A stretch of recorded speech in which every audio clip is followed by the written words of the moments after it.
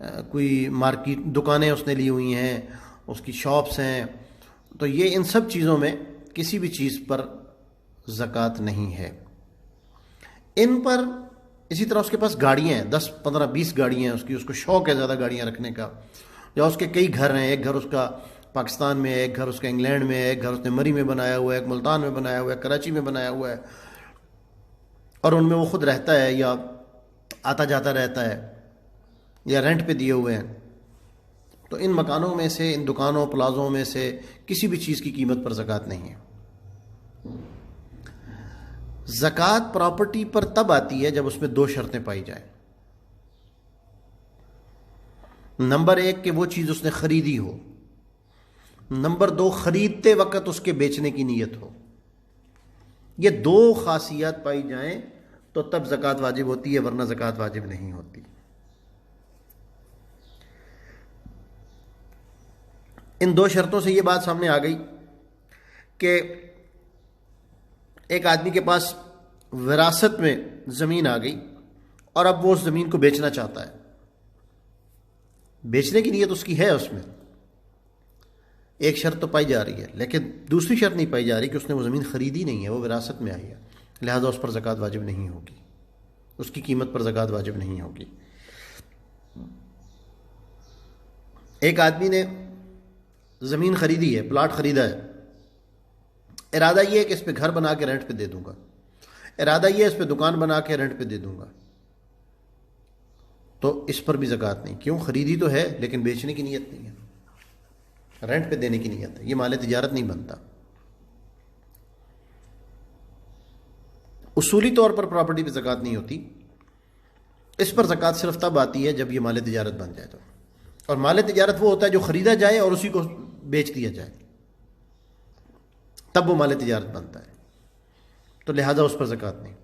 अच्छा, और अगर ये 2 शर्तें पाई गई कि किसी ने किसी प्लाजे में एक दुकान ख़रीदी है, आज डाउन पेमेंट उसकी दे के किस्तों पे ले ली या जैसे भी ले ली, उसने एक दुकान ख़रीद ली है या उसने एक प्लाट ख़रीद लिया है और उसकी नीयत भी बेचने की है, तो फिर ये दोनों शर्तें पाई गई हैं, ख़रीदते वक्त ही बेचने की नीयत है उसकी, तो दोनों शर्तें पाई गई हैं, लिहाजा इसकी मार्केट वैल्यू पे ज़कात होगी। आज इसने 50 लाख रुपए का ये प्लाट ख़रीदा है, साल के बाद इसको ज़कात इसकी देनी है, तो साल के बाद देखा जाएगा कि उसकी मार्केट वैल्यू क्या है।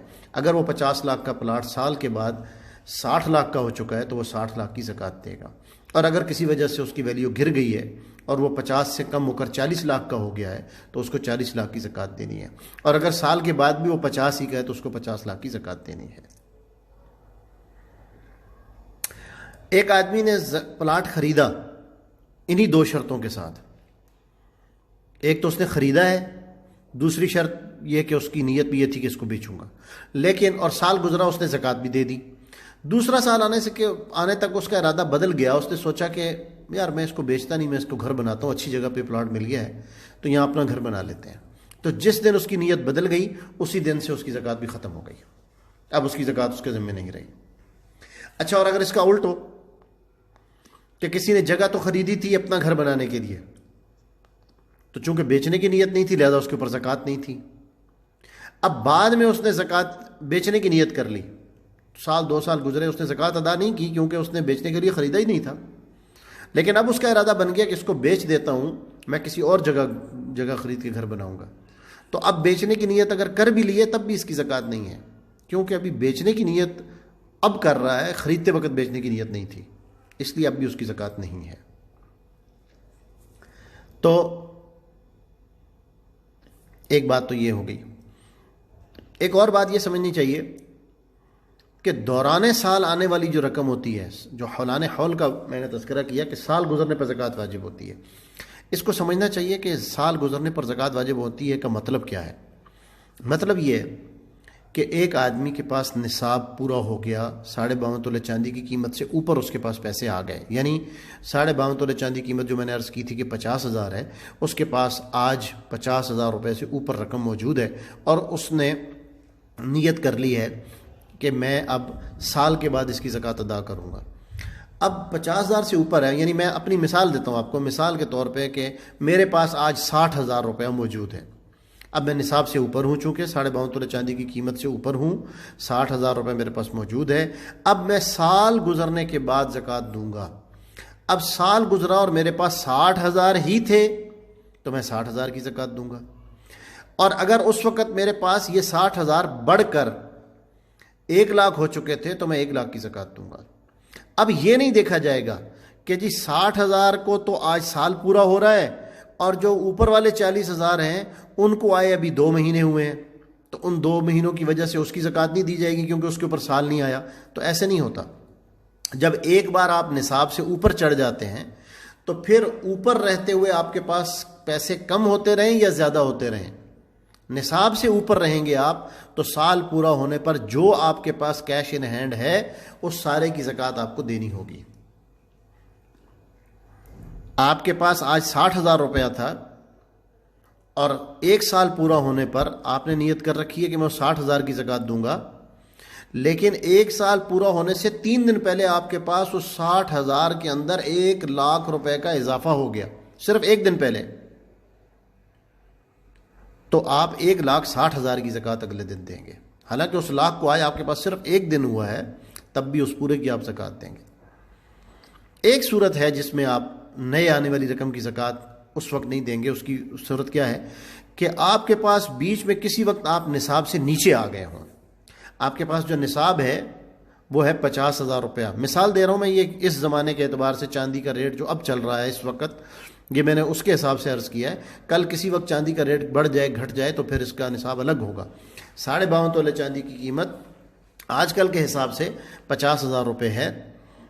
तो अब निसाब 52.5 तोले चांदी की कीमत बन गया। इस आदमी की मिल्क में पैसे हो गए 60,000 रुपया। इसने अपना साल काउंट करना शुरू कर दिया कि मैं निसाब से ऊपर हो गया हूँ, आज से मेरा साल शुरू है और साल पूरा होने पे मैं ज़कात अदा करूँगा। बीच में जाके इसके पास पैसे कम हो गए और ये उस 50,000 से नीचे चला गया, इसके पास 40 आ गए, तो अब इसका निसाब ख़त्म हो गया। वो जो साल इसने काउंट करना शुरू किया हुआ था वो 0 हो गया। अब क्या होगा, अब ये देखेगा कि दोबारा इसके पास कैसे पैसे, आज से 6 महीने के बाद इसके पास, आज से 6 महीने बाद अक्टूबर के महीने में जाके इसके पास दोबारा कुछ पैसे आए और ये फिर 50,000 से ऊपर चढ़ा। तो अब ये यकम अक्टूबर अपने पास लिख ले कि आज से मेरा साल शुरू हुआ है। तो उस सूरत में फिर जब इसका साल पूरा होगा तभी उसकी ज़कात अदा करेगा। ये बात भी समझ में आ गई। अगली चीज़ है कि अपनी मिल्क में मौजूद जितना माल होता है उस सब की ज़कात हमें देनी होती है। मिल्क में मौजूद का मतलब ये है कि कब्ज़े में ना भी हो, आपकी मिल्क में हो तो उसकी ज़कात आपके ज़िम्मे होती है। आपने 10,000 रुपया, आपने 10 लाख रुपया एक आदमी को कर्ज दे रखा है, 3 लाख एक को दे रखा है, 4 लाख एक को दे रखा है, 2 लाख एक को दे रखा है। आपके कब्ज़े में वो सारा माल इस वक्त मौजूद नहीं है, लेकिन इस सारे की ज़कात आपके ज़िम्मे आपको देनी होगी। हाँ, अलबत्ता इतनी इजाज़त शरीयत आपको दे देती है कि अगर आप अभी किसी वजह से ज़कात उसकी नहीं देना चाहते तो आप ना दें, लेकिन कल को जिस वक्त भी वो रकम आपको मिलेगी तो जितने साल गुजर चुके होंगे उस सारे की ज़कात आपको अदा करनी होगी। इतनी इसकी इजाज़त है। एक मसला ये समझिए कि जो सोना बच्चियों के नाम पे कर दिया जाता है तो उसकी ज़कात का क्या हुक्म है। तो नाबालिग बच्चे पर ज़कात नहीं होती है। लिहाजा अगर एक औरत के पास 20 तोले सोना था और उसने सोचा कि मैं हर साल ज़कात देती हूँ और वैसे भी मैंने बच्चियों के लिए रखा हुआ है तो मैं अभी से बच्चियों के हवाले कर देती हूँ, बच्चियों के नाम कर देती हूँ, और उसने उसको अपनी 4 बच्चियों पर तकसीम कर दिया या बच्चे बच्चियों सब पे तकसीम कर दिया और 5-5 तोले सब के नाम कर दिया, तो ठीक है, वो तो 5 तोले उसने कर दिया तो इन बच्चों के ऊपर ज़कात वाजिब नहीं होगी। अगर 20 तोले किसी एक के नाम भी कर देती तो बच्चे नाबालिग हैं अगर, तो उनके ऊपर ज़कात वाजिब नहीं होगी। अच्छा, जब वो बालिग हो जाएंगे, अगर वो बच्चियाँ बालिग हो चुकी हैं तो फिर ये देखा जाएगा कि उनके पास अगर सिर्फ ये 5 तोले सोना ही है तो चूंकि उसके पास बाकी 3 निसाब नहीं है और सोना 5 तोले है तो चूंकि 7.5 से कम होता है उस पर ज़कात वाजिब नहीं होती, तो बालिग होने के बाद भी उन पर ज़कात नहीं होगी। लेकिन अगर उनके पास 4-5 हज़ार रुपया अपना ज़ाती भी मौजूद है और सोना भी मौजूद है तो फिर 2 निसाब इकट्ठे हो गए।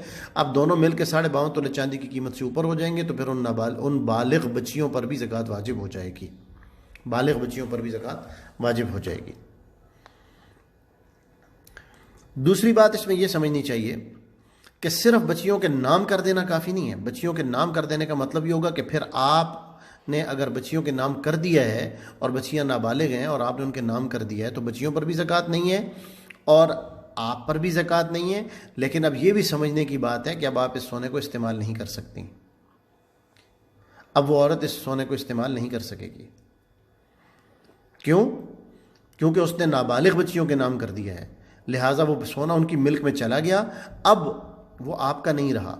और नाबालिग की इजाज़त मोतबर नहीं है शरीयत में, लिहाजा नाबालिग अगर इजाज़त दे भी दे किसी फंक्शन के मौके पर आपको वो सोना पहनना है, और आपकी नाबालिग बच्ची 8 साल की कह भी दे कि अम्मी आप ये पहन लें, तब भी आप वो सोना नहीं पहन सकती हैं, क्योंकि नाबालिग की इजाज़त मोतबर नहीं है।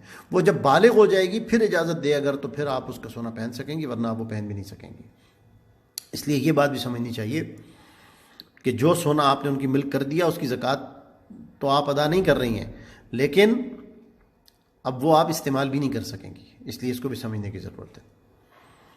अच्छा जी, मैंने एक बात अर्ज़ की थी कि माल तिजारत में ज़कात है। माल तिजारत में किसको कहते हैं? माल तिजारत उस रकम को कहते हैं, उस माल को कहते हैं जो आने जाने वाला हो।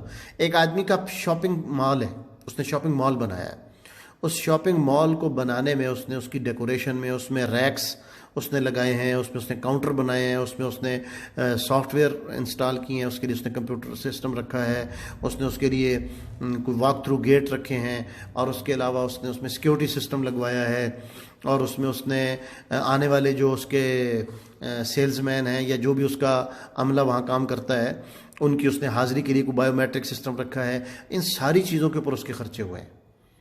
तो ये जो खर्चे उसके हुए हैं, जो रैक हैं और ये जो बाकी चीज़ें हैं, इन सब की कीमत मिला के मिसाल के तौर पे उसके ऊपर उसका 20 लाख 25 लाख 30 लाख रुपया लग गया है, तो इन चीज़ों की कीमत पर ज़कात अदा नहीं करेगा। वो सिर्फ उस चीज़ की ज़कात देगा जो वो ख़रीदता है और जो बिक जाती है। अब शॉपिंग मॉल में जिन रैकों में सामान लगा हुआ होता है वो रैक्स नहीं बिकते, उनके अंदर जो सामान